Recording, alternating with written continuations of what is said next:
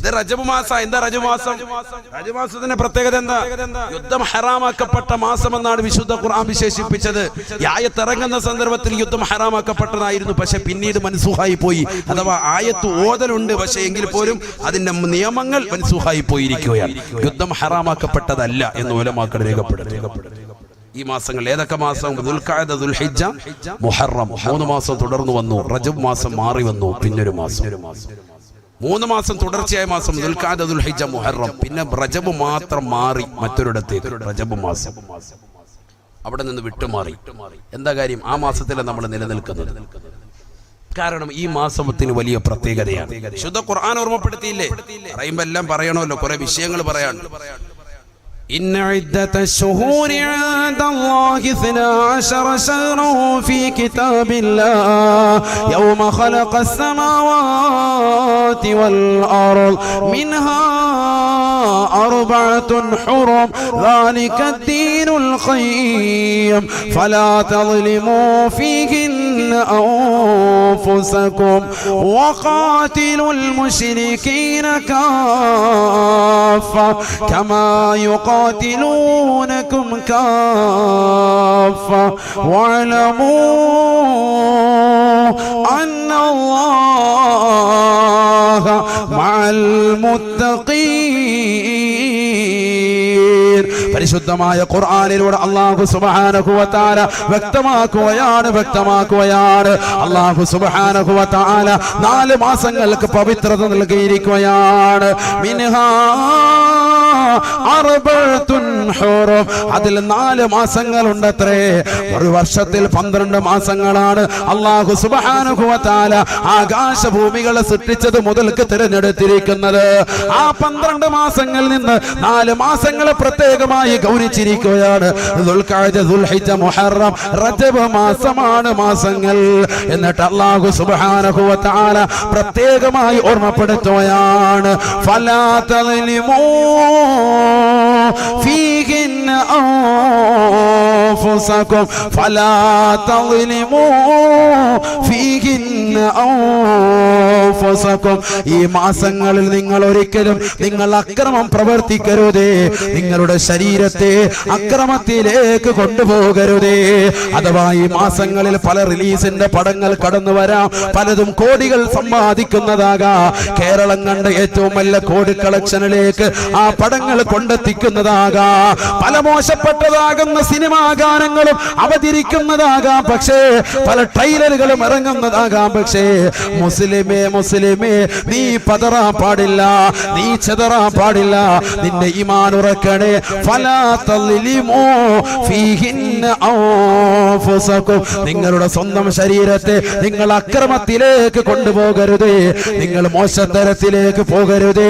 നിങ്ങൾ സിനിമ കാണാൻ തുനിയരുതേ. റജബ് മാസത്തിലാണ് നിലകൊള്ളുന്നത് ഉമ്മ. ടിവി മൂടും ഉമ്മ. സീരിയലിന്റെ ലോകത്ത് നിന്ന് മാറി നിൽക്കും ഉമ്മ. കയ്യിലേക്ക് തസ്ബീഹ് വരട്ടെ ഉമ്മ. ദിക്റും ഔറാദുമായിട്ട് നീങ്ങട്ടെ ഉമ്മ. ഹബീബായ റസൂലുള്ളാഹി സ്വല്ലല്ലാഹു അലൈഹി വസല്ലമ തങ്ങൾ റജബിലും ശഅബാനിലും ദുആ ചെയ്തിരുന്നില്ലയോ?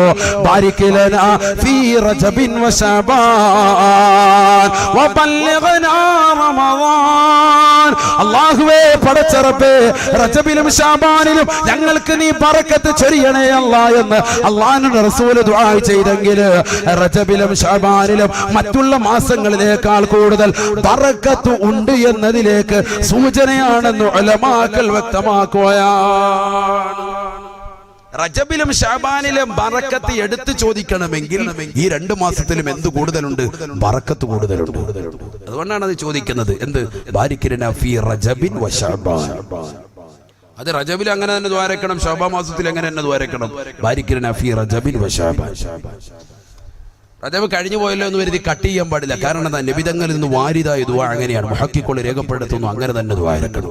നബി അങ്ങനെ ദ്വാരുന്നു, അങ്ങനെ തന്നെ ദ്വാരക്കുക. അതിന് വലിയ കൂലിയാണ്. അല്ലാഹു തൗഫീഖ് തരട്ടെ. അതുകൊണ്ടാണ് ചില ഉലമാക്കൾ റബ്ബി റഹ്മഹുമാ കമാ റബ്ബയാനി എന്ന് ദ്വാരക്കുക. ഇമാം എന്നിട്ട് തന്നെ എന്താ കാര്യം? അപ്പൊ ചില ജനങ്ങൾ ഇച്ചിരി അറബിയൊക്കെ ഗൾഫിലൊക്കെ പോയിട്ട് തിരിയുന്നു. ഇത് ബഹുവചനം പോലും അറിയാത്ത മുസ്ലിയാർ, മുപ്പര് നല്ല സൊക്കാഫി, നല്ല ബിരുദമൊക്കെ എടുത്ത ആളല്ല, എന്നിട്ട് എന്താ വിവരമില്ലാത്ത അവരാ വിവരമുള്ളവർ. ഒരു ബിരുദം ഉള്ളതുകൊണ്ടാണ് അങ്ങനെ വരുന്നത്. കാരണം ഖുർആനിലെ ദുആ എങ്ങനെയാണ്, അങ്ങനെ വന്നിരിക്കണം. വാക്കവി കാസിമി ഒക്കെ ദുആ ഇറക്കുന്നത് ഇങ്ങനെയാണ്, റബ്ബി റഹ്മ കമാ റബ്ബയാനി എന്ന് ദുആ ഇറക്കുന്നത്. അവർ ദുആ ഇരുന്നുകൊണ്ട് തെറ്റില്ല. കാരണം എന്താണ്, ഖുർആൻ അങ്ങനെ പഠിപ്പിച്ചു. ഖുർആൻ വാരിദായ ദുആ ഉണ്ട്, അങ്ങനെ തന്നെ ദുആ ചെയ്യുന്നതിൽ അത് തെറ്റില്ല. അതൊക്കെ പഠിക്കണ്ടേ? നമ്മൾ ദീൻ പഠിക്കാതെ നമ്മൾ ചുമ്മാ വലിയ ആളായിട്ട് ഹോജായിട്ട് സൗദി 2 വർഷം പോയി എന്നിട്ട് അൽഫുബ പഠിച്ചു എന്ന് പറഞ്ഞ് വലിയ സംഭവമായി. പിന്നെ നാട്ടിലെ ഉസ്താമാരെ മൊത്തം നന്നാക്കാൻ നിൽക്കുക. അല്ലാഹു ആക്കട്ടെ. കുറച്ച് 2 അക്ഷരം അറബി തിരിയുമ്പോൾ നാട്ടിൽ വന്നിട്ട് പിന്നെ ഉസ്താദിനെ കാണുമ്പോൾ അസ്സലാമു അലൈക്കും കൈഫ ഹാലുക അൽഹംദുലില്ലാ എന്ത് വലിയ കാര്യമായിപ്പോയി. 3 അക്ഷരം ഉസ്താദ് ഇങ്ങോട്ട് തിരിച്ചു ചോദിക്കുമ്പോൾ അലിഫ് ബാ ഒന്ന് പൂർണ്ണമായിട്ട് പറയാൻ പറഞ്ഞാൽ അല്ലാഹു വെല്ലു വിളിച്ച് ചോദിക്കുന്നു. ഒരാൾക്ക് എഴുന്നേറ്റ് നിന്നിട്ട് അലിഫ് ബാ പരിപൂർണ്ണമായിട്ട് പറയാൻ പറ്റുമോ? അപ്പൊ മനസ്സിൽ ഒന്ന് ചെല്ലി നോക്ക്, എത്ര അക്ഷരം കിട്ടുമെന്നറിയാം. അടിക്കും. അലിഫ് ബാ ഒന്ന് പരിപൂർണ്ണമായിട്ട് പറയാൻ പറ്റും. ആലിമീങ്ങളും മുത്തലിമീങ്ങളും ഒക്കെ പറയും, പരിപൂർണ്ണമായിട്ട് പറയാൻ കിട്ടൂല, കിട്ടത്തില്ല. നിങ്ങൾ ചെല്ലി നോക്ക്. ഉഷാ സാഹിബ് ചെല്ലി നോക്കുന്നുണ്ട്. 10 ചെല്ലിയിട്ട് പിന്നെ തിരിച്ചു വരും. അള്ളാഹു നമ്മുടെ സാലിഹ്യം ഉൾപ്പെടുത്തുമാറാവട്ടെ. അത് പഠിക്കണം, നമ്മൾ ദീൻ പഠിക്കണം. ദീൻ പഠിക്കാൻ നമുക്ക് പറ്റും. അപ്പൊ പരിശുദ്ധമാക്കപ്പെട്ട മാസത്തിൽ നമ്മൾ നിലനിൽക്കുന്ന റജബ് മാസം പല രീതിയിലുള്ള സിനിമകളും ഗോസിപ്പുകളും ഒക്കെ ഇറങ്ങും. നമ്മൾ ഒരിക്കലും അതിലേക്ക് പോകാൻ പാടില്ല. ദീനിൽ മുറുകെ പിടിക്കണം. അള്ളാഹു തൗഫീഖ് തരട്ടെ. അള്ളാഹു തൗഫീഖ് തരട്ടെ. നിന്റെ പ്രിയപ്പെട്ട ഭാര്യ നിന്നോട് പിണക്കം വെച്ച് കഴിയുമ്പോൾ 3 ഓപ്ഷൻ നമ്മൾ പറഞ്ഞു. ഒന്നെന്താണ്, മറന്നുപോയ ആദ്യത്തെ ഘടകം എന്താണ്? ആദ്യമായിട്ട് ഭാര്യയോട് എന്ത് സമീപിക്കണം? ഉപദേശം കൊടുക്കണം. അൽഹംദുലില്ലാ. 2 പേരെങ്കിലും കേട്ടല്ലേ? അൽഹംദുലില്ലാ. അല്ലാഹു തൗഫീഖ് തരട്ടെ. നിങ്ങൾ കേൾക്കുന്നില്ലേ? അല്ലാഹുവേ അടച്ചവനെ, നമ്മളിവിടെ എത്ര. രണ്ടാമത്തെ എന്താണ്?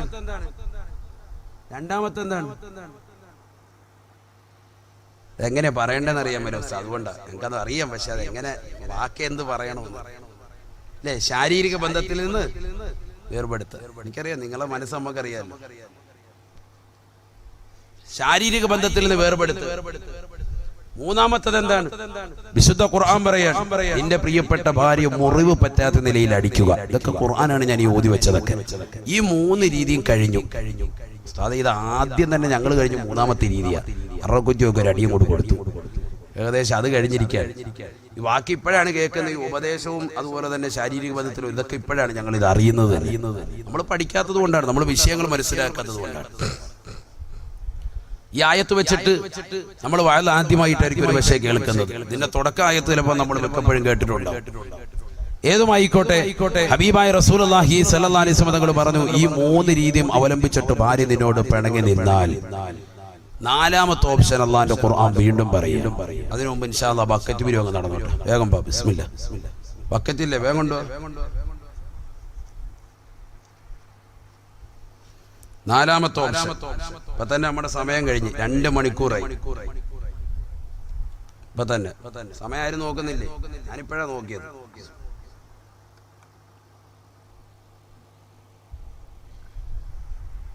അഥവാ വാതിലിന്റെ സമയം കഴിഞ്ഞ് നമ്മുടെ വാപ്പാണെങ്കിൽ ഇപ്പൊ നിർത്തും. വലിയ തഴവ ഉസ്താദ് ഉപ്പർ ഇതുപോലെ കറക്റ്റ് 11 മണി, അതായത് 9 മണിക്ക് തുടങ്ങി കറക്റ്റ് 11 ആവുമ്പോൾ കറക്റ്റ് 2 മണിക്കൂറെന്ന് കറക്റ്റ് ആവുമ്പോൾ ബാക്കിയുള്ളവരൊക്കെ ഇങ്ങനെ വാച്ച നോക്കിയിരിക്കും. ഉപ്പര് നോക്കൂല. 2 മണിക്കൂർ ആകുമ്പോൾ വേഗം സ്റ്റോപ്പ് ചെയ്തിരിക്കും. നമുക്ക് ദ്വാരക്കാം. അള്ളാഹു നമ്മുടെ സദഖയെ സ്വീകരിക്കട്ടെ, കബൂലാക്കുമാറാവട്ടെ. നമ്മുടെ വിഷയത്തിന്റെ മർമ്മപ്രധാനമാകുന്ന ഭാഗത്തേക്ക് വന്നിട്ടില്ല, അതിലേക്ക് എത്തുന്നതേ ഉള്ളൂ. നല്ലതുപോലെ ശ്രദ്ധിക്കുക. ഈ വിഷയം പറഞ്ഞിട്ടാണ് ഇനിയാണ് നമ്മുടെ വിഷയത്തിന്റെ കാതലായ ഭാഗത്തേക്ക് പോകുന്നത്. അള്ളാഹു നമ്മുടെ സദഖയെ സ്വീകരിക്കുമാറാവട്ടെ. എല്ലാവരും നല്ലൊരു കൊടുക്കും. എന്താണ് ബക്കറ്റ് പിരിവ് തുടങ്ങിയപ്പോൾ ഓരോരുത്തർ എഴുന്നേക്കാണല്ലോ. കൊടുക്കാൻ താല്പര്യം ഇല്ലാത്തൊരു പോകാൻ തോന്നുന്നു. പിരിവ് തുടങ്ങിയടേ, നമുക്ക് വിട്ടേക്കാം. അസ്സലാമു അലൈക്കും. ആണോ? എന്നാ പിന്നെ നമ്മൾ പിരിക്കുന്നില്ല, അവിടെ നിർത്തിയേക്ക്. നിങ്ങൾ പിരിവ് മേടിച്ചു പോകണ്ട കേട്ടാ, ഇരുന്നോ, കുഴപ്പമില്ല. ഇനി മേലായില്ല. കൊടുക്കും. ബിസ്മില്ലാ. അല്ലാഹു നമ്മുടെ സദഖയെ സ്വീകരിക്കുമാറാവട്ടെ, കബൂലാക്കുമാറാവട്ടെ. നമ്മുടെ വിഷമങ്ങളും പ്രയാസങ്ങളും ഒക്കെ അല്ലാഹു മാറ്റി തരുമാറാവട്ടെ. ഇത് സാധു സംരക്ഷണ സമിതിയാണ്. അവർക്ക് ഒരുപാട് നല്ല നീയത്തുകളുണ്ട്. പാവപ്പെട്ടതാകുന്ന സഹോദരങ്ങൾക്ക്, നിർധനരാകുന്ന ആളുകൾ, രോഗികളാകുന്ന ആളുകൾക്ക് വേണ്ടി നല്ല രീതിയിൽ സംഭാവനകൾ അർപ്പിക്കുന്നവരാണ്. 1000 രൂപ വെച്ച് 50 പേർക്ക് ഓരോ മാസം അവർ കൊടുക്കുന്നുണ്ട്. അപ്പൊ തന്നെ ഒരു മാസം തന്നെ 50,000 രൂപ അതിനായില്ല. എത്ര രൂപ ചെലവാണ്? 50,000 രൂപ അതിനുവേണ്ടി മാത്രമായി 1000 രൂപ വെച്ചിട്ട് ഓരോ രൂപത്തിലും ഒരു കൊടുക്കണം. അള്ളാഹുരെ കബൂലാക്കുമാറാവട്ടെ, സ്വീകരിക്കുമാറാവട്ടെ. ശ്രദ്ധിക്ക്, ഇനി കൂടുതൽ ഞാൻ നീട്ടിവരിച്ചു കൊണ്ടുപോകുന്നില്ല, വിഷയത്തിന്റെ കാതലായ വശത്തിലേക്ക് വരികയാണ്. ഇത്രയും പറഞ്ഞത് നമ്മുടെ കുടുംബ ജീവിതം എങ്ങനെ കൊണ്ടുപോകണം എന്നതിനെ കുറിച്ചാണ്. അഥവാ വൈവാഹിക ജീവിതത്തിൽ എന്തെങ്കിലും താളപ്പിഴവുകൾ ഉണ്ടാകുമ്പോൾ എങ്ങനെയാണ് ഭാര്യയോട് സമീപിക്കേണ്ടത്? ആദ്യമായി അവളോട് വർത്തിക്കേണ്ടത് മാന്യമായ ഉപദേശം, രണ്ടാമത് ശാരീരിക ബന്ധത്തിൽ നിന്ന് വേർപെടുത്തുക, മൂന്നാമത് മുറിവ് പറ്റാത്ത നിലയിലുള്ള അടി കൊടുക്കുക. പഠിച്ച കാര്യങ്ങൾ ഓർമ്മ വെക്കുക. നാലാമത്തത്, ഇത് മൂന്നും കഴിഞ്ഞെങ്കിൽ നാലാമത് എന്താണ്?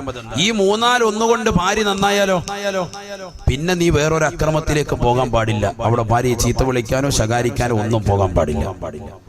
ഹബീബായ റസൂലുള്ളാഹി സ്വല്ലല്ലാഹു അലൈഹി വസല്ലമ തങ്ങൾ വിശുദ്ധ ഖുർആൻ ഓതിക്കൊണ്ട് പറയുകയാണ്, വൈന ഖിഫ്തും ശഖാഖ ബൈനഹിമാ ഫബഅസൂ ഹകമൻ മിൻ അഹ്ലിഹി വഹകമൻ മിൻ അഹ്ലിഹാ യുരീദാ ഇസ്ലാഹാ യുവഫിഖില്ലാഹു ബൈനഹുമാ ഇന്നല്ലാഹ كان عليما خبيرا. അല്ലയോ ഭർത്താക്കന്മാരെ, നിങ്ങളുടെ പ്രിയപ്പെട്ട ഭാര്യമാർ നിങ്ങളോട് പിണക്കം വെച്ച് കഴിഞ്ഞാൽ നിങ്ങൾ അവരോട് ഉപദേശിച്ചു നോക്കിയിട്ട് റെഡിയായില്ല, ശാരീരിക ബന്ധത്തിൽ നിന്ന് വേർപെടുത്തു പോക്കിട്ട് നന്നായില്ല, മൂന്നാമതായി അവളുമായിട്ട് നീ മാന്യമായ രീതിയിൽ വർത്തിക്കലുകൊണ്ട് അവൾ നന്നാവാതെ വന്നപ്പോ അവളെ നീ മുറിവ് പറ്റാത്ത നില അടിച്ചു നോക്കി, എന്നിട്ടും അവൾ നന്നാവുന്നില്ലെങ്കിൽ അള്ളാഹുവിന്റെ വിശുദ്ധ ഖുർആൻ പറയുകയാണ്, പിന്നെ നീ മോശത്തരമാകുന്ന വർത്തമാനത്തിലേക്കോ ചീത്തവിളിയിലേക്കോ നീ എടുത്തു ചാടാതെ അവളുടെ കുടുംബക്കാരൻ ഒരാളുമായി നിന്റെ കുടുംബക്കാരൻ ഒരാള് ചർച്ച ചെയ്യട്ടെ, മധ്യസ്ഥർ തമ്മിൽ ചർച്ച ചെയ്യട്ടെ. വൈന ഖിഫ്തും ശഖാഖ ബൈനഹിമാ ഫബഅസൂ ഹകമാ മിൻ അഹ്ലിഹി വഹകമൻ മിൻ അഹ്ലിഹാ യുരീദാ ഇസ്ലാഹാ. ഹബീബായ റസൂലുള്ളാഹി സ്വല്ലല്ലാഹു അലൈഹി വസല്ലമ തങ്ങൾ വിശുദ്ധ ഖുർആൻ മുഖേന ഓതിപ്പെടുത്തുകയാണ്, വധുവിന്റെ കുടുംബത്തിൽ നിന്നും വരന്റെ കുടുംബത്തിൽ നിന്നും ഓരോരുത്തർ വീതം മധ്യസ്ഥരായിക്കൊണ്ട് ചർച്ച ചെയ്യട്ടെ. നാലാമത്തേത് എന്താണ്? ചർച്ച ചെയ്യാണ്. നല്ലതുപോലെ ശ്രദ്ധിക്കും. കുറച്ച് കാര്യങ്ങൾ പറഞ്ഞു നല്ലതുപോലെ ശ്രദ്ധിക്കും. നാലാമത്തത് എന്ന് പറയുന്നത് തന്റെ പ്രിയപ്പെട്ട ഭാര്യ പിണങ്ങിക്കഴിഞ്ഞാൽ ആ ഭാര്യയുടെ കുടുംബക്കാരുമായി അവന്റെ കുടുംബക്കാർ നല്ലതുപോലെ ചർച്ച ചെയ്യുക.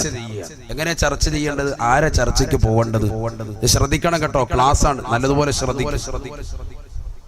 അള്ളാഹു തൗഫീഖ് തരട്ടെ. ശ്രദ്ധിക്കുന്ന ആളുകൾക്ക് ജീവിതത്തിൽ വലിയ തൗഫീഖാണ്. അള്ളാഹു തൗഫീഖ് തരട്ടെ. ഇവിടെ പരിശുദ്ധ ഖുർആൻ തന്നെ ഓർമ്മപ്പെടുത്തുകയാണ്,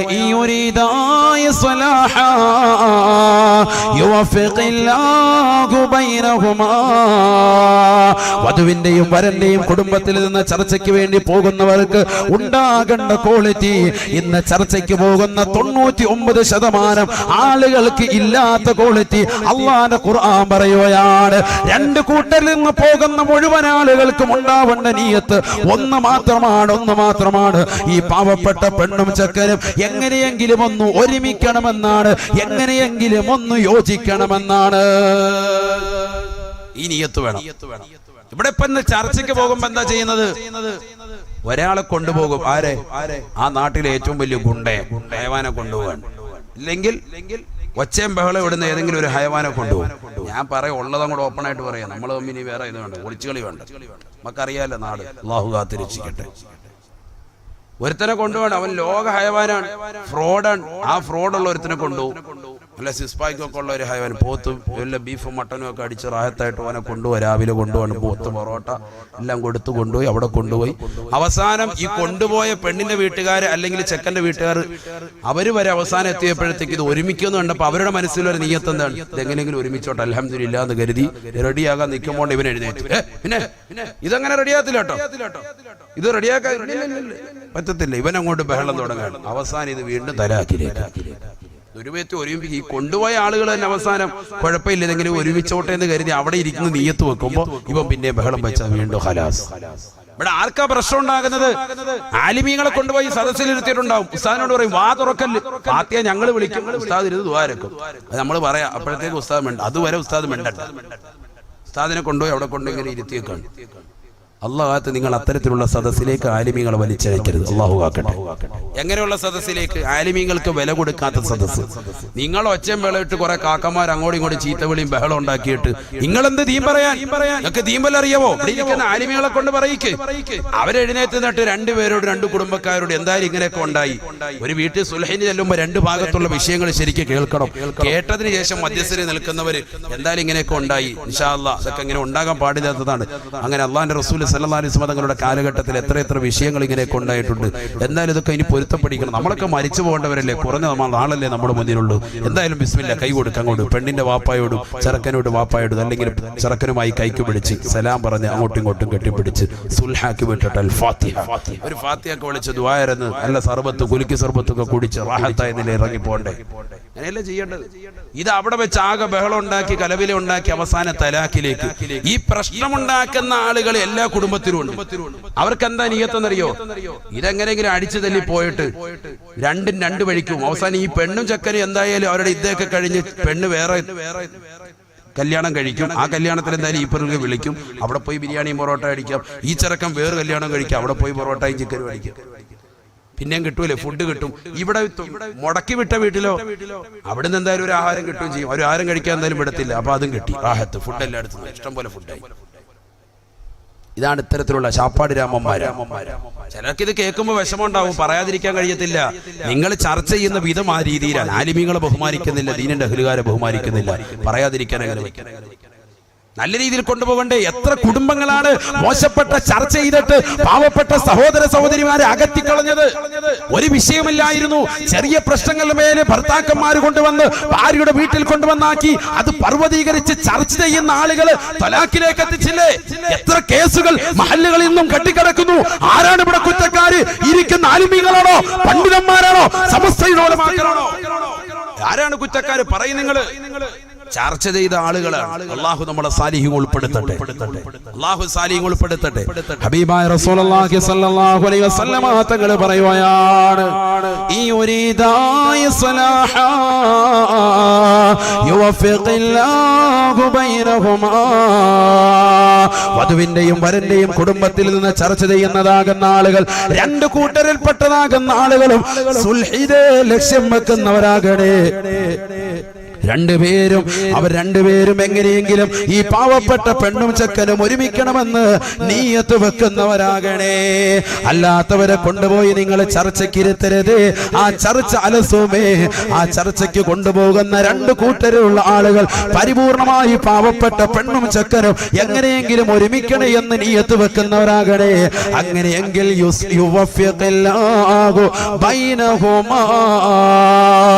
അല്ലാഹു സുബ്ഹാനഹു വ തആല അവർക്കിടയിൽ യോജിപ്പ് കൊടുക്കുമെന്ന് വിശുദ്ധ ഖുർആൻ. നിങ്ങൾ ചർച്ച ചെയ്യണ്ട, പോയാ മതി, അവർക്കിടയിൽ യോജിപ്പ് കൊടുക്കും. അങ്ങനെ ഖുർആൻ പറയും. ഈ ഉരീദ ഇസ്ലാഹ നീയത്ത് എന്തായിരിക്കണം? ഇവരെങ്ങനെയെങ്കിലും ഒരുമിക്കണം എന്നുള്ള നീയത്തായിരിക്കണം. ആ നീയത്ത് വെച്ചുകൊണ്ട് ചർച്ചയ്ക്ക് പോയിരുന്നാൽ മതി. അത് ഒരുമിപ്പിക്കുന്ന കാര്യം ആരേറ്റ്? അല്ലാഹു ഏറ്റ്. അല്ലാഹു തൗഫീഖ് തരട്ടെ. അള്ളാഹു തൗഫീഖ് തരട്ടെ. കാരണം ഇത് കുട്ടിക്കളിയല്ല. ഇവ രണ്ടുപേരെ ചർച്ച ചെയ്ത് ത്വലാഖിലേക്ക് എത്തിക്കുന്ന ആളുകൾക്ക് മുഴുവനും നാശമാണ്. വല്ലാഹി നാശമാണ്. 4 രീതിയിലുള്ള ഓപ്ഷനുകളെ ഞാൻ എന്റെ പ്രിയപ്പെട്ട അഴീക്കോട് ചെട്ടിയിലുള്ള ചെറുപ്പക്കാരോട് സഹോദരങ്ങളോട് ഓർമ്മപ്പെടുത്തി. നിന്റെ ഭാര്യ നിന്നോട് പിണക്കം വെച്ചാൽ ആദ്യം ത്വലാഖിലേക്ക് എടുത്തു ചാടുകയല്ല വേണ്ടത്. ആദ്യം നല്ല സതുപദേശം കൊടുക്കുക. എന്നിട്ട് റെഡിയായില്ലെങ്കിൽ അവളുമായി ശാരീരിക ബന്ധത്തിൽ വേർപെടുത്തുക. മൂന്നാമതായി വിശുദ്ധ ഖുർആൻ പഠിപ്പിച്ചു, മുറിവ് പറ്റാത്ത നിലയിൽ അടി കൊടുക്കുക. എന്നിട്ടും വിശുദ്ധ ഖുർആൻ വീണ്ടും പറഞ്ഞു, എന്നിട്ടും നന്നായില്ലെങ്കിലോ നിന്റെ പ്രിയപ്പെട്ട ഭാര്യയുടെ കുടുംബക്കാരുമായി നിന്റെ കുടുംബക്കാർ തമ്മിൽ ചർച്ച ചെയ്യട്ടെ. ആ ചർച്ചയ്ക്ക് പോകുന്ന ആളുകൾ ദീനി ബോധമുള്ളവരാകട്ടെ, നല്ല നിയ്യത്തുള്ളവരാകട്ടെ. അള്ളാഹു നമ്മളെയൊക്കെ ജമ്മിതിയിലേക്ക്, ഒത്തൊരുമയിലേക്ക്, ഐക്യപ്പെടുന്നവരിലേക്ക് ഉൾപ്പെടുത്തുമാറാകട്ടെ. ഇനി ആ ചർച്ച ചെയ്തു, ആ ചർച്ച അലസി എന്ന് പറഞ്ഞാൽ അവസാനം ആ ചർച്ച ഒരു നിലയ്ക്കും ഈ പെണ്ണുമായി മുന്നോട്ട് പോകാൻ പറ്റൂല. എങ്കിൽ അവിടെയാണ് പുരുഷന്റെ മേൽ പരിശുദ്ധ ഇസ്ലാം പറയുന്നത് ത്വലാഖ്. അഞ്ചാമത്തെ ഘട്ടമാണ് ത്വലാഖ്. ഇത് ഞാൻ ആദ്യം തന്നെ നിങ്ങളോട് പറയാം, ത്വലാഖ് മറ്റേ മറിച്ച ത്വലാഖ് ഇങ്ങനെയാണെന്ന് പറഞ്ഞാൽ എന്ത് ത്വലാഖ്? ഇതിനു മുമ്പ് ഈ ഘട്ടങ്ങൾ പഠിക്കണ്ടേ? ഇതൊക്കെ കഴിഞ്ഞിട്ടാണ് ത്വലാഖ്, അല്ലാതെ ആദ്യം തന്നെ ത്വലാഖിലേക്കല്ല. ഇത് ലോകത്തൊരു മതം ഇതുപോലെ വ്യക്തമാക്കുന്നില്ല. ലോകത്തൊരു മതം. ഇവിടെ പലരും പറയുന്നുണ്ടല്ലോ മുത്തലാഖിനെ പറ്റി മുസ്ലിമീങ്ങൾക്ക് തെറ്റുപറ്റി, മുസ്ലിം സഹോദരങ്ങൾക്ക് തെറ്റുപറ്റി, പാവപ്പെട്ട മുസ്ലിം സഹോദരിമാരെ അകാരണമായിട്ട് മുസ്ലിമീങ്ങൾ തലാഖ് ചെല്ലുകയാണ്, അതിന് പണ്ഡിതന്മാർ ഓശാരപാടുകയാണ്, ഉലമാക്കൾ അതിനെതിരെ ഇന്നുവരെ ആരും ഒന്നും സംവദിക്കുന്നില്ല. എടോ 1400 വർഷം മുമ്പ് പരിശുദ്ധ ഖുർആൻ വ്യക്തമായ രീതിയിൽ അല്ലാഹു സുബ്ഹാനഹു വ തആല ഖുർആനിലൂടെ പറയുകയാണ്, നിന്റെ പ്രിയപ്പെട്ട ഭാര്യയോട് വർത്തിക്കേണ്ടത് ആദ്യമായ രീതിയിൽ ത്വലാഖ് മുഖേനയല്ല. ഞാൻ എന്റെ പ്രിയപ്പെട്ട ഇതര സമുദായത്തിലെ സുഹൃത്തുക്കളോടും ഇതിനെതിരെ ശബ്ദിക്കുന്നതാകുന്ന ആളുകളോടും, അത് രാഷ്ട്രീയ പ്രമുഖരാകട്ടെ, അവരോടും എനിക്ക് ചോദിക്കാനുള്ളത്, എനിക്കും ഇവിടെ ഇരിക്കുന്ന സാത്വികരാകുന്ന ഉലമാക്കൾക്കും പണ്ഡിതന്മാർക്കും പണ്ഡിത പ്രഭുക്കൾക്കും ചോദിക്കാനുള്ളത് ഒരൊറ്റ കാര്യം മാത്രമാണ്. എന്താണത്? നിങ്ങളുടെയൊക്കെ മതത്തിൽ, വിശുദ്ധ ഇസ്ലാം അല്ലാത്ത ഏതെങ്കിലും ഒരു മതത്തിൽ സ്വന്തം ഭാര്യയോട് പിണക്കം വെച്ചാൽ ആദ്യം വർത്തിക്കുന്ന രീതി എന്താ? നമ്മുടെ മതത്തിൽ എന്താ പറഞ്ഞേക്കുന്നത്? മാന്യമായി ഉപദേശിക്കണം. രണ്ടാമത് പറഞ്ഞു ശാരീരിക ബന്ധത്തിൽ വേർപെടുത്തണം. മൂന്നാമത് പറഞ്ഞു മുറിവ് പറ്റാത്തതിൽ അടിക്കണം. നാലാമത് പറഞ്ഞു ചർച്ച ചെയ്യണം. അഞ്ചാമതാണ് പറഞ്ഞത് ഒന്നാം തലാഖ്. മൂന്നാം തലാഖല്ല, ഒന്നാം തലാഖ്. അതൊക്കെ പഠിപ്പിച്ചു കേട്ടോ. ഇവിടെ എന്താ ചെയ്യുന്നത്? ഇവിടെ ആയി തന്നെ എന്താ ചെയ്യുന്നത്? ഭാര്യ എന്തെങ്കിലും പ്രശ്നം ഉണ്ടാക്കിയാൽ മുസ്ലിം സമുദായത്തിൽ എല്ലാമെങ്കിലും ബാക്കിയുള്ളവരല്ലോ കാലുകൊണ്ട് ഒറ്റ ചവിട്ട് ഇറങ്ങിപ്പോടി നേരെ കൊണ്ട് അല്ലാഹ് ഖലാസ്. അതിനാണ് തലാഖ്, വിവാഹമോചനം. എടാ 50ഓളം സിനിമ നടീനടന്മാര് വിവാഹമോചനം നടത്തിയില്ലേ? എന്റെ കേരളക്കരയിലുള്ള മുത്തലാഖിനെതിരെയുള്ള സംവാദങ്ങൾ നടക്കുമ്പോ അവരാരും ഇത് കണ്ടില്ല എന്ന് നടിക്കുന്നത് എന്താണ്? 50ഓളം സിനിമാ നടന്മാര് അവസാനം ഒന്ന് കഴിയുമ്പോ വേറൊന്ന്. മഞ്ജു വാര്യർ കഴിയുമ്പോൾ കാവ്യ മാധവൻ. സൗന്ദര്യമുള്ളതിനെയും ശാരീരിക ബോഡി ഉള്ളതിനെയൊക്കെ നോക്കി പിന്നെ വിവാഹം കഴിക്കാം. മെലിഞ്ഞതിനെയൊക്കെ വേണ്ട, ഔട്ട്, പൊയ്ക്കോ. ഇവിടെ ആരെങ്കിലും ചർച്ച ചെയ്യുന്നുണ്ടോ? ഏതെങ്കിലും മാധ്യമങ്ങൾ ചർച്ച ചെയ്യുന്നുണ്ടോ? ഏതെങ്കിലും പണ്ഡിതന്മാർ ഈ വിഷയങ്ങൾ എടുത്തിട്ട് പറയുമ്പോൾ ആർക്കെങ്കിലും ഇതിനെതിരെ ഒന്ന് ശബ്ദിക്കാൻ ആർക്കെങ്കിലും കഴിയുന്നുണ്ടോ? ചിന്തിക്കാത്തത് ഒന്നല്ല 50ഓളം. നിങ്ങൾ യൂട്യൂബിൽ ചുമ്മാ ഒന്ന് പരതിയാൽ മതി. യൂട്യൂബിൽ ചുമ്മാ ഒന്ന് കയറിയിട്ട് നോക്കണം എത്ര നടിമാരാണ് ഈ രീതിയിൽ പോയിട്ടുള്ളത്, വിവാഹമോചിതരായിട്ടുള്ളത്. അടിച്ചു നോക്ക്, അപ്പൊ കാണിച്ചു തരും. വീഡിയോ ക്ലിപ്പ് ഉൾപ്പെടെ 50-60 നടിമാർ. 50 അവര് പറയുന്നത് പഴയകാല നടന്മാർ ഉൾപ്പെടെ വിവാഹം കഴിച്ചിട്ട് പോയിട്ടുള്ള വിവാഹമോചന കേസ്. ഇവിടെ ആർക്കും ഒരു കുഴപ്പമില്ല. ഇപ്പോഴും അവരുടെ പുറകെ നമ്മൾ നിൽക്കുന്നു മുസ്ലിം സഹോദരങ്ങൾ. അല്ലാഹു ആക്കട്ടെ. അവര് പറയുന്ന എന്തെങ്കിലും ഉണ്ടെങ്കിൽ പൊക്കി പിടിക്കും. ഉസ്താമാര് പറയുന്ന ആർക്കൊന്നുമില്ല, ദീൻ പറയുന്ന ആർക്കൊന്നും വേണ്ട. എവിടെ എത്തിപ്പോയി? അള്ളാഹു നമ്മളെ കാത്തിരക്ഷിക്കുമാറാവട്ടെ. ഹബീബായ റസൂലുള്ളാഹി സ്വല്ലല്ലാഹു അലൈഹി വസല്ലമ തങ്ങൾ വിശുദ്ധ ഇസ്ലാമിലൂടെ വ്യക്തമാക്കുകയാണ്. പ്രവാചകർ സല്ലല്ലാഹു അലൈഹി വസല്ലമ തങ്ങൾ പറഞ്ഞില്ലയോ, തലാഖ് ചെല്ലുന്നവന് അള്ളാഹുവിന്റെ ദീനിൽ ഒരു കൂലിയും അവന് നൽകുന്നില്ല. ചില ആളുകൾ പറയും മുത്തലാഖിനെ ഇവിടെ പ്രോത്സാഹിപ്പിക്കുന്നു മതത്തിൽ നിന്ന്. മുത്തലാഖ് എന്ന് പറഞ്ഞാൽ തലാഖ് ചെല്ലാൻ ഒരു പെണ്ണിനെ തലാഖ് ചെല്ലാൻ നിനക്ക് 10 സ്വർഗ്ഗമുണ്ടോ എന്ന് ഏതെങ്കിലും ഖുർആൻ പറഞ്ഞിട്ടുണ്ടോ? എന്ത് വിട്ടിത്തായി പറയുന്നത്? എടാ, ത്വലാഖ് ചെല്ലുന്ന ഒരു പുരുഷൻ ഒരു പാവപ്പെട്ട പെണ്ണിനെ ത്വലാഖ് ചെല്ലുന്നതിന് മുമ്പ് അള്ളാഹുവിന്റെ വിശുദ്ധ ഖുർആൻ 4 ഓപ്ഷനുകൾ നൽകിയിട്ടുണ്ട്. ലോകത്ത് ഏത് മതത്തിന് വിശുദ്ധ ഇസ്ലാം അല്ലാതെ വേറെ ഏത് മതത്തിന് ഇത് അവകാശപ്പെടാൻ സാധിക്കും? ഒരു മതത്തിനും ഇല്ല. ബാക്കിയുള്ള മതത്തിലേക്ക് വിവാഹമോചനമാണ് ആദ്യം തന്നെ. വിശുദ്ധ ഇസ്ലാം ആ 4 കാര്യങ്ങൾ പറഞ്ഞു. ആ 4 കഴിഞ്ഞിട്ട് വീണ്ടും 5ാമതായി പറയുന്നത് 3 തലാഖല്ല, 1-ാം തലാഖാണ്. 1-ാം തലാഖ്. അത് കഴിഞ്ഞ് 2-ാം തലാഖ്. അത് കഴിഞ്ഞിട്ടാണ് 3-ാം തലാഖ്. ഇതൊക്കെ പഠിക്കണ്ടേ? ലോകത്തൊരു മതത്തിലും ഇല്ല. അതിന് അങ്ങനെ 3 തലാഖ് അതൊക്കെ പറഞ്ഞുതരാം. അത് പറഞ്ഞുതരാം. അതിനു മുമ്പ് ആദ്യം ഇതെന്തിനാണ്? ഏത് ഉപദേശം? അതുപോലെ തന്നെ ശാരീരിക ബന്ധത്തിൽ വേർപെടുത്തുക. അതെന്താണ്? അത് സമയമെടുത്ത് ഘട്ടം ഘട്ടമായിട്ട് ചെയ്യണം. അഥവാ ഭാര്യയെ നിന്റെ സ്വന്തം ഭാര്യയാണ്, ഇണയാണ്, സഖിയാണ്, അവളെ വേഗം തന്നെ നീ ഒഴിവാക്കാൻ പാടില്ല. അവളുമായിട്ട് നീ വീണ്ടും പിന്നെയും എങ്ങനെയെങ്കിലും ഒരുമിക്കാൻ കഴിയുമെങ്കിൽ ഒരുമിച്ച് തന്നെ പോകണം. അതിനുള്ള ഓപ്ഷനുകളാണ് വിശദീകരിച്ചത്. വേറെ ഒരു മതത്തിലുമില്ല. അതിൽ തന്നെ ഒന്നാം തലാക്ക് ചെല്ലുമ്പോൾ തന്നെ ഉലമാക്കൾ വ്യക്തമാക്കുന്നു, ഒന്നാം തലാക്ക് ചെല്ലുന്ന സന്ദർഭത്തിൽ തന്നെ പെണ്ണിന് ശുദ്ധി ഉണ്ടായിരിക്കൽ അനുവദനീയമാണ്. ഇവിടെ ശ്രദ്ധിക്ക്. തലാക്ക് ഇഷ്ടം പോലെ ഉണ്ട്, പഠിപ്പിച്ചുതരാം. തലാക്ക് തന്നെ ഉണ്ട്, സുന്നി, ബിദ്ഈ, കറാഹി, ഹറാം തുടങ്ങിയ വിഷയങ്ങൾ. തലാക്കിന് തന്നെ വ്യത്യസ്തമായ രീതിയിൽ ഘട്ടങ്ങളുണ്ട്, ഉലമാക്കൾ വ്യക്തമാക്കുക. ഇതിൽ സുന്നിയായ ത്വലാഖ് എന്ന് പറഞ്ഞാൽ, അഥവാ ഏറ്റവും നല്ല രീതിയിലുള്ള ത്വലാഖ്, വിവാഹമോചനം എന്ന് പറഞ്ഞാൽ, അവന്റെ പ്രിയപ്പെട്ട ഭാര്യയെ ഇത്തരത്തിലുള്ള വിഷയങ്ങളൊക്കെ ചെയ്തിട്ട് ഉപദേശിച്ചു നോക്കി, ശാരീരിക ബന്ധത്തിൽ വേർപെടുത്തി നോക്കി, അടിച്ചു നോക്കി, മുറിവ് പറ്റാതെ അടിച്ചു നോക്കി, അതിനുശേഷം ചർച്ച ചെയ്ത് നോക്കി, ഇതെല്ലാം ഒരുപാട് കാലങ്ങൾ ചെയ്തു നോക്കി, എന്നിട്ടും റെഡിയാകുന്നില്ല എങ്കിലാണ് ത്വലാഖ്. ഇത് തന്നെ ചെയ്യുന്നത് ഒറ്റ രാത്രി കൊണ്ടല്ല, അതും മനസ്സിലാക്കണം. 4 കാര്യങ്ങൾ ഉസ്താദ് ചെയ്യണമെന്ന് പറഞ്ഞു. നിന്നെ എനിക്ക് തലാഖ് ചെല്ലുകയും വേണം, എന്നാ പിന്നെ വേഗം ഒരു 5 മിനിറ്റ് കൊണ്ട് വേമ്പ എന്നിട്ട് 5 മിനിറ്റ് ഉപദേശം, എന്റെ 10 മിനിറ്റ് ചവിട്ടി മാറ്റി നിർത്തിയിട്ട് മാറിക്ക്, കടപ്പറയിൽ നിന്ന് മാറ്റി നിർത്തി, മുഖത്തൊരടി കൊടുത്തു, മുറിവ് പറ്റുന്നില്ല, റാഹത്ത്, ഓക്കെ. അത് കഴിഞ്ഞു വാപ്പായെ വിളിക്കും, ഉപദേശിച്ച് 10 മിനിറ്റ്, അന്ന് രാത്രി തന്നെ ഒന്നാം തലാഖ്. പറ്റുമോ? അതല്ല ഈ പറയുന്നത്. ഇതൊക്കെ മാസങ്ങൾ, ദിവസങ്ങൾ, വർഷങ്ങൾ എടുക്കും. അതുകൊണ്ടാണ് വിശുദ്ധ ഇസ്ലാം ഇത്രത്തോളം പറയുന്നത്. ഭാര്യ തലാഖ് ചെല്ലാൻ അല്ല ഈ പറയുന്നത്. അവൾ അത്തരത്തിലുള്ള പ്രശ്നങ്ങൾ അധിഷ്ഠിതമായ ജീവിതം നയിക്കുകയാണ് എങ്കിൽ ഈ രീതിയിൽ വർത്തിക്കണം. ഒന്നാം തലാഖ് ചെല്ലുമ്പോൾ പെണ്ണിന് ശുദ്ധി ഉണ്ടാവണം, അഥവാ അശുദ്ധിയുടെ കാലഘട്ടത്തിലാകരുത്.